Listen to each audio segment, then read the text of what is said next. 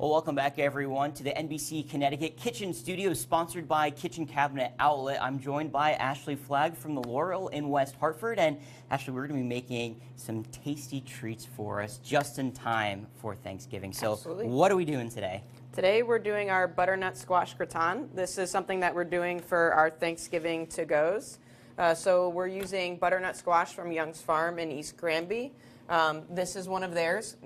It's slightly larger than what you might find at the grocery store. So I'd say if you're making this recipe at home, let's say one normal-sized butternut. This is probably enough for two. I was going to say this probably feeds a couple of people. Yeah, they have good soil. They have very good soil and seeds. But so this is all the ingredients that we have for the recipe itself. So it looks fairly easy. Pretty simple. Yeah. Pretty simple. We usually do pretty simple. We say we cook like a grandma, so grandma did Simple, it right. But very delicious. Yes, that's what we aim for. So all we're doing for this is we use the neck part of the butternut, which is this part. We peel it, and then we cut it into thirds, or if it's a smaller one from the store, into half, so it's safe to cut in half. So we'll peel it, and then we'll cut it in half lengthwise, so we get these moons.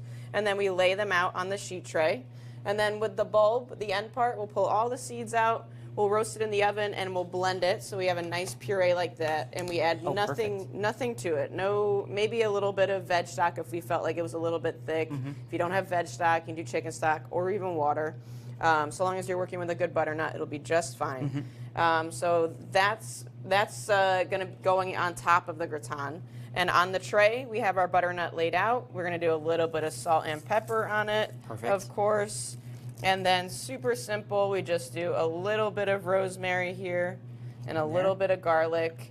At the restaurant, we do a little bit of ginger. If you didn't have fresh ginger at your house, you could always do just a little bit of ginger powder. But this is flexible. You can do whatever you have at the house. So if you wanted to throw some cinnamon sticks on here, if you had that instead, that would also be beautiful. Oh, nice. And you don't need to worry about cutting up the garlic or smashing the garlic or anything. You can smash the garlic. It's always a good idea. But this is going to get roasted up really quickly in the oven.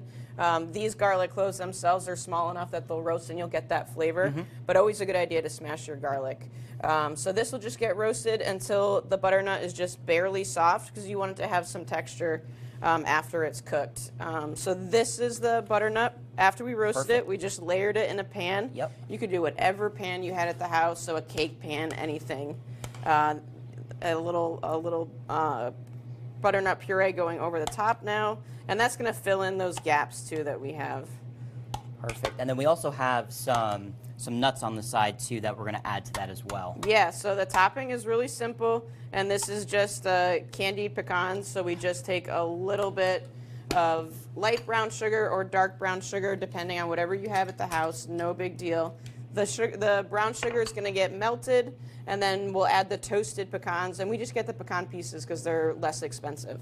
So we'll do that, and then once that's all toasted, that just kind of goes over the top. Perfect. This goes back in the oven. You can make this a day ahead and just bake it off right before you're ready to serve. And Ashley, really quickly too, so the spaces at the Laurel has been expanded a little bit, and you guys have some event spaces that are going to be opening up as well. Talk to us about that really quickly. Yeah, so we were able to renovate our event space, and it's ready for parties of 40, and we are booking now, and you can find that link on our website. Awesome. Ashley, thanks so much. This looks delicious, guys. The studio smells fantastic.